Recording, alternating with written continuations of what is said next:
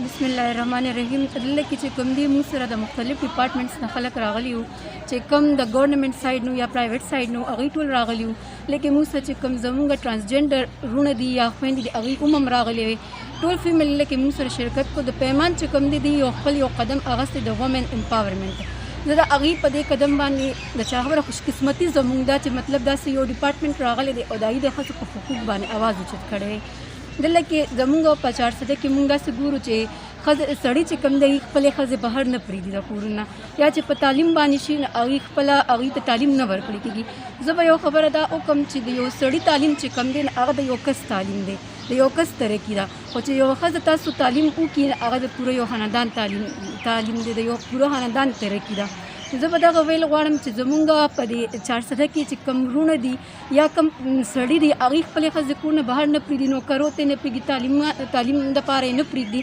هغوی ته زه دا یو ریکویسټ کوم چې کاینډلی تاسو چې کوم دی هغوی په کور باندې مه قیدوئ. دا زمونږ ښځې چې کله سړو سره سر په څنګ ودرېږي او سړو سره څنګ په څنګ روان وي نو هله به زمونږ دا ملک هم ترقي کوي.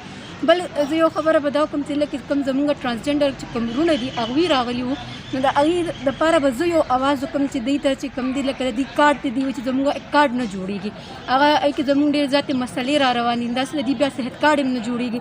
دوی ته چې کوم دی ټولې مسلې راغلي دي، صحت کارډ مسلې دوی ته هم راغلي دي. لکه د دوی اوس وایي که نه چې په موږ باندې تیزاب اړولی شوي، د دوی دپاره چا آواز اوچت کړی دی؟ چا هم د دوی دپاره آواز نه دی اوچت کړی. زه دغه ویل غواړم چې د دوی دپاره د څه نه څه وکړي شي، دوی له د جابز ورکړي شي.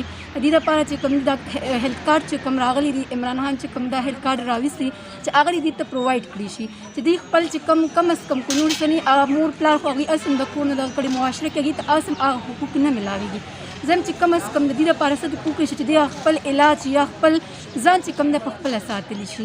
نو زه د دې پیمان دی چې کوم دی د دې قدم او د دې زموږ خوشقسمتي چې دوی د وومن حقوق دپاره یا د وومن امپاورمنټ دپاره دوی خبره کوي. زه ډېر زیاته مشکور یم، ډېر زیات تھینک یو، شکریه ورته کوم چې دوی د ښځو دپاره دا اواز اوچت کړی.